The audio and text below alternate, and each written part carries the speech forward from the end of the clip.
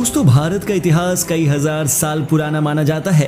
भारत के इतिहास को अगर विश्व के इतिहास के महान अध्ययनों में से एक कहा जाए तो यह अतिशयोक्ति नहीं होगी। इसका वर्णन करते हुए भारत के पहले प्रधानमंत्री जवाहरलाल नेहरू ने कहा था कि विरोधाभासों से भरा लेकिन मजबूत अदृश्य धागों से बंधा इस अद्भुत उपमहाद्वीप का इतिहास लगभग 75,000 साल पुराना है और इसका प्रमाण होमो सेपियंस की मानव गतिविधि से मिलता है। यह आश्चर्य ही है कि 5,000 साल पहले सिंधु घाटी सभ्यता के वासियों ने कृषि और व्यापार पर आधारित शहरी संस्कृति विकसित कर ली थी। इसीलिए आपको भारत के प्राचीन इतिहास के अलावा आधुनिक भारत के इतिहास को जरूर जानना चाहिए। तो चलिए मिलकर जानते हैं कुछ ऐसे युग जो भारत में बीत चुके हैं पर हम उन सबसे अनजान हैं। सिंधु घाटी की सभ्यता। दोस्तों, भारत का इतिहास सिंधु घाटी की सभ्यता के जन्म के साथ आरंभ हुआ और अधिक बारीकी से कहा जाए तो हड़प्पा सभ्यता के समय इसकी शुरुआत मानी जाती है। यह दक्षिण एशिया के पश्चिमी हिस्से में लगभग 2500 बीसी में फली फूली, जिसे आज पाकिस्तान और पश्चिम भारत कहा जाता है। सिंधु घाटी मिस्र, मेसोपोटामिया, भारत और चीन की 4 प्राचीन शहरी सबसे बड़ी सभ्यताओं का घर थी। इस सभ्यता के बारे में 1920 तक कुछ भी जानकारी नहीं थी, जब भारतीय पुरातात्विक विभाग ने सिंधु घाटी की खुदाई का कार्य शुरू किया, जिसमें 2 पुराने शहरों यानी मोहनजोदाड़ो और हड़प्पा के भग्नावशेष निकल कर आए। भवनों के टूटे हिस्से और अन्य वस्तुएं जैसे कि घरेलू सामान, युद्ध के हथियार, सोने और चांदी के आभूषण, मुहर, खिलौने, बर्तन आदि दर्शाते हैं कि इस क्षेत्र में लगभग 5,000 साल पहले एक उच्च विकसित सभ्यता फली फूली। सिंधु घाटी की सभ्यता मूलतः एक शहरी सभ्यता थी और यहाँ रहने वाले लोग सुनिर्मित कस्बों में रहते थे जो व्यापार के केंद्र भी थे।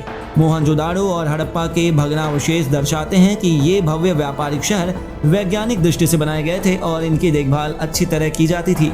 यहाँ चौड़ी सड़कें और एक सुविकसित निकास प्रणाली थी। घर पकाई गई ईंटों से बने होते थे और इनमें 2 या 2 से अधिक मंजिलें होती थी। सोच सकते हैं आप, उस जमाने में 2 या 2 से अधिक मंजिल। उच्च विकसित सभ्यता हड़प्पा में अनाज, गेहूं और जौ उगाने की कला ज्ञात थी। यहाँ दोस्तों, जिससे वे अपना मोटा भोजन तैयार करते थे। उन्होंने सब्जियों, फल तथा मांस, सुअर और अंडे का भी सेवन किया। साक्ष्य दर्शाते हैं कि ये ऊनी तथा सूती कपड़े पहनते थे। वर्ष 1500 से बीसी तक हड़प्पा सभ्यता का अंत हो गया। सिंधु घाटी की सभ्यता के नष्ट हो जाने के कई कारण प्रचलित हैं। लगातार बाढ़ और अन्य प्राकृतिक विपदाओं का आना जैसे कि भूकंप आदि। वैदिक सभ्यता। दोस्तों, प्राचीन भारत के इतिहास में और आधुनिक भारत के इतिहास में काफी अंतर देखने को मिलता है। प्राचीन भारत के इतिहास में वैदिक सभ्यता सबसे प्रारंभिक सभ्यता है। इसका नामकरण हिंदुओं के प्रारंभिक साहित्य वेदों के नाम पर किया गया है। वैदिक सभ्यता सरस्वती नदी के किनारे के क्षेत्र जिसमें आधुनिक भारत के पंजाब और हरियाणा राज्य आते हैं में विकसित हुई। वैदिक हिंदुओं का पर्यायवाची है और यह वेदों से निकले धार्मिक और आध्यात्मिक विचारों का दूसरा नाम है। प्राचीन भारत की इस अवधि में 2 महान ग्रंथ रामायण और महाभारत रचे गए थे। बौद्ध युग।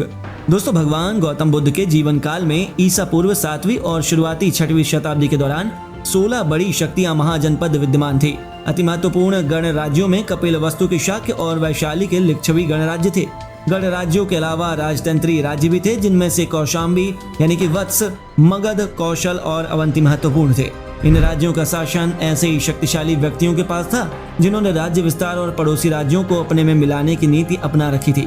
तथापि गणराज्यात्मक राज्यों के तब भी स्पष्ट संकेत थे जब राजाओं के अधीन राज्यों का विस्तार हो रहा था। बुद्ध का जन्म ईसा पूर्व 560 में हुआ और उनका देहांत ईसा पूर्व 480 में 80 वर्ष की आयु में हुआ। उनका जन्म स्थान नेपाल में हिमालय पर्वत श्रृंखला के पल्पागिरी की तलहटी में बसे कपिलवस्तु नगर के लुम्बिनी नामक निकुंज में था। बुद्ध का वास्तविक नाम सिद्धार्थ गौतम था और उन्होंने बुद्ध धर्म की स्थापना की जो पूर्वी एशिया के अधिकांश हिस्सों में एक महान संस्कृति के रूप में विकसित हुआ। सिकंदर का आक्रमण।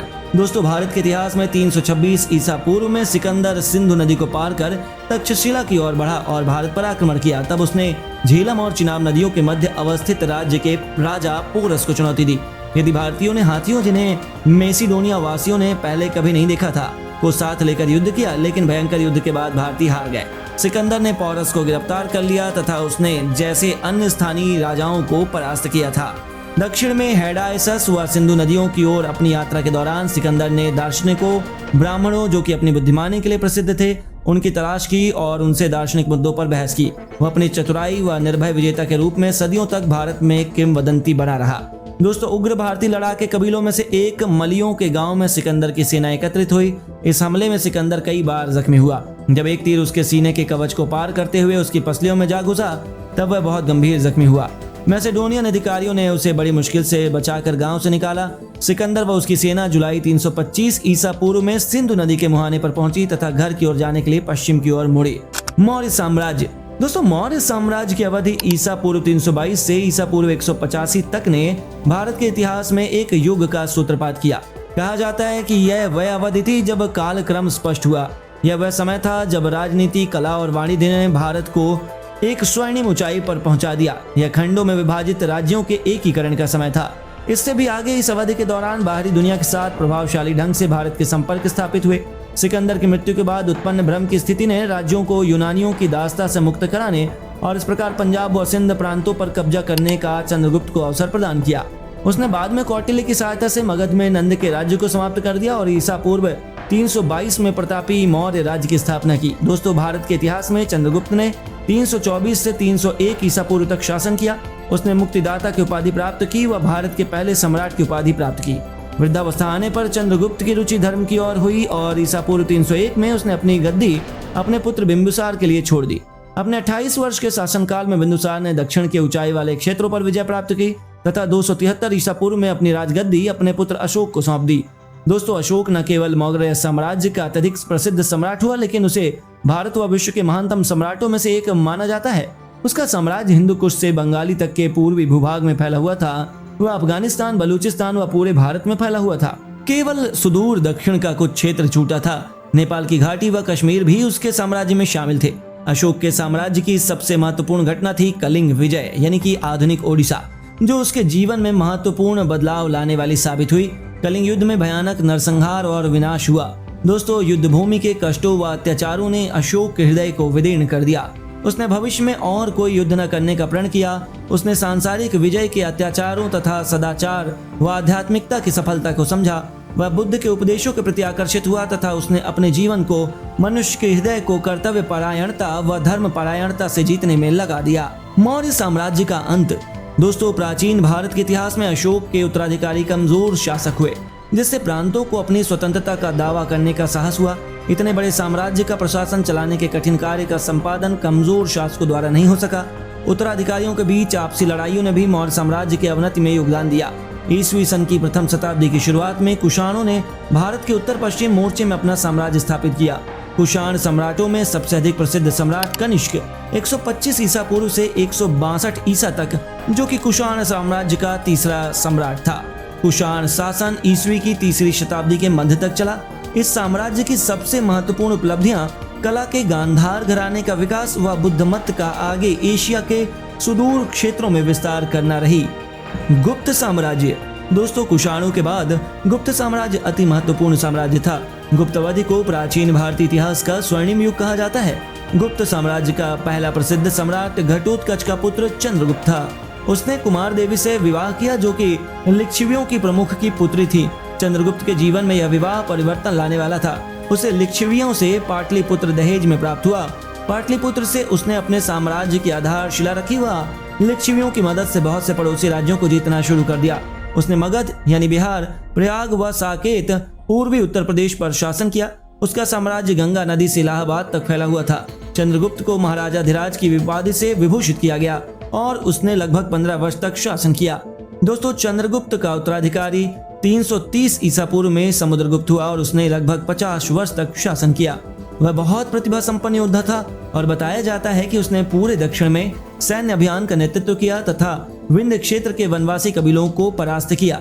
समुद्रगुप्त का उत्तराधिकारी चंद्रगुप्त हुआ, जिसे विक्रमादित्य के नाम से भी जाना जाता है। उसने मालवा, गुजरात व काठियावाड़ के बड़े भूभागों पर विजय प्राप्त की। इससे उन्हें असाधारण धन प्राप्त हुआ और इससे गुप्त साम्राज्य के राज्य में समृद्धि वृद्धि हुई। इस अवधि के दौरान गुप्त राजाओं ने पश्चिम देशों के साथ समुद्री व्यापार शुरू किया। दोस्तों, बहुत संभव है कि उसके शासनकाल में संस्कृत के महानतम कवि व नाटककार कालिदास व बहुत से दूसरे वैज्ञानिक व विद्वान फले फूले। गुप्त शासन की अवनति ईसा की 5वीं शताब्दी के अंत व 6ठी शताब्दी में उत्तरी भारत में गुप्त शासन की अवनति से बहुत छोटे स्वतंत्र राज्यों में वृद्धि हुई, वह विदेशी हूणों के आक्रमणों को भी आकर्षित किया। दोस्तों, हूणों का नेता तोरा मोरा था। वह गुप्त साम्राज्य के बड़े हिस्सों को हड़पने में सफल रहा। उसका पुत्र मेहराकुल बहुत निर्दय व बर्बर था तथा सबसे बुरा ज्ञात तानाशाह था। दो स्थानीय शक्तिशाली राजकुमारों मालवा के यशोवर्धन और मगध के बालादित्य ने उसकी शक्ति को कुचला तथा भारत में उसके साम्राज्य को समाप्त किया। उम्मीद है दोस्तों कि वीडियो आपको पसंद आया होगा, तो चैनल को सब्सक्राइब करके बेल आइकन को प्रेस कर दीजिएगा। मिलते हैं दोस्तों अगली जबरदस्त वीडियो में जबरदस्त जानकारी के साथ। तब तक के लिए नमस्कार।